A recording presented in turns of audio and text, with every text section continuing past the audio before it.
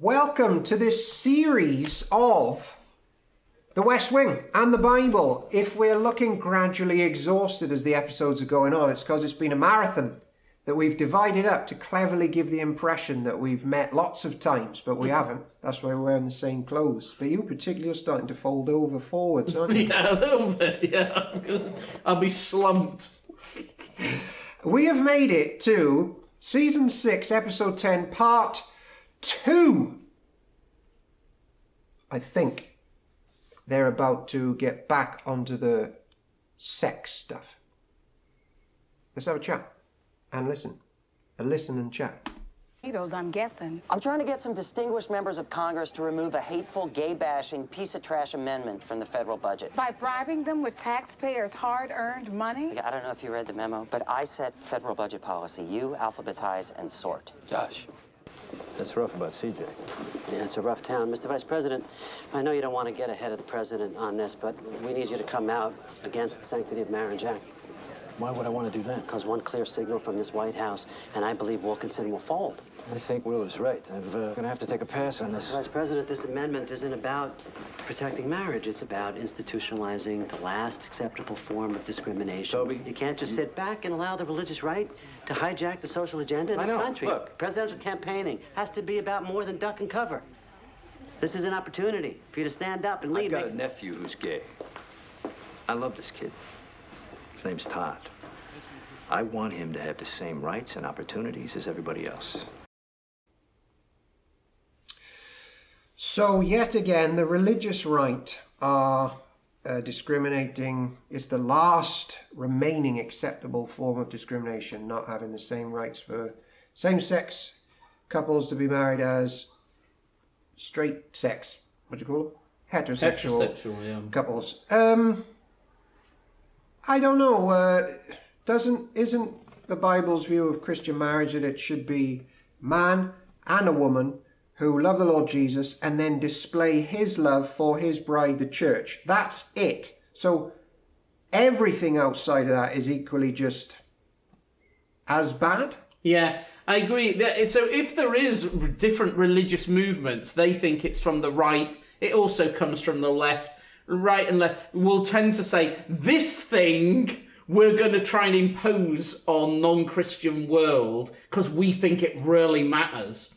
And you think, well, there's massive dangers in that sort of a thing, partly because it doesn't give a true picture, as you're saying, of church life. In church life, we celebrate singleness, and then we'll say, but if you're going to get married, marriage is actually about Christ and the church, husband and wife, with this agenda of we're living for Jesus in service to others and all that kind of thing. Outside of that, there's all sorts of relationships and arrangements that people have. And it's not as if we're saying, the one that we want to crush is that particular one. Well, I imagine, I don't know, I'm not looking out the window, but if you were to stop, how many of the people passing by at any moment really are living according to Christian marriage? They might be living together, they might have multiple partners, they might have adulterous affairs, they might be whatever, same-sex relationships, all sorts of things. And it's yeah, whatever. I'm not interested in having a go at any of that, because until they start to follow Jesus, there's no point in getting into all that thing. But as they join church, then you can begin to unravel those things and address things properly. Yeah. I think, can I just say about the human rights issue, though? They're this is the last bit of discrimination, same-sex thing. Of course, now we've had things to do with trans ideologies. They're not even touching that, because back then they couldn't have imagined that was on the horizon.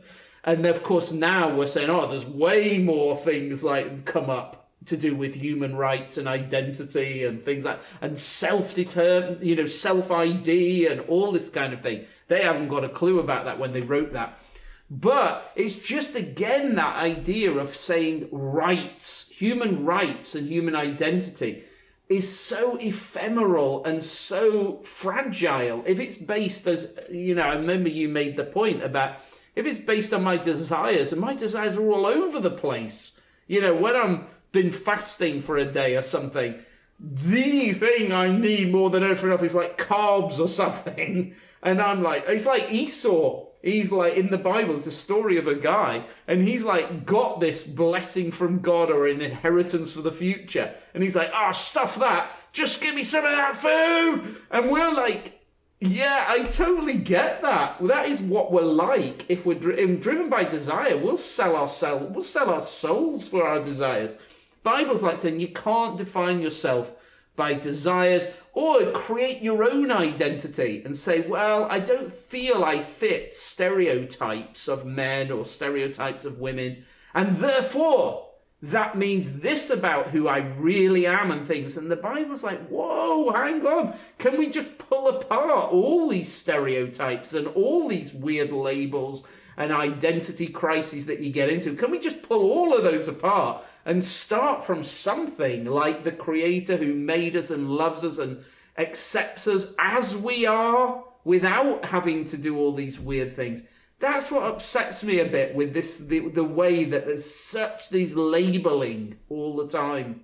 And just to finally say, they mention it's the last remaining acceptable form of discrimination. These two characters and the party they represent in the West Wing can be quite ruthlessly discriminative against people that they don't agree with. Yeah. And it's true, in lots of episodes, like Josh, Toby, and the whole... They are like bitterly prejudiced against people who aren't with them and on the, like, singing from the hymn book sort of thing. And they just write them off. Like, sometimes there's someone, well, that's a worthless person because they're like this, they're like that. And I'm like, man, that is prejudice. Yeah. Food for thought. Our Season 6, Episode 10, Faith-Based Initiative, Part 2. See you with the next one.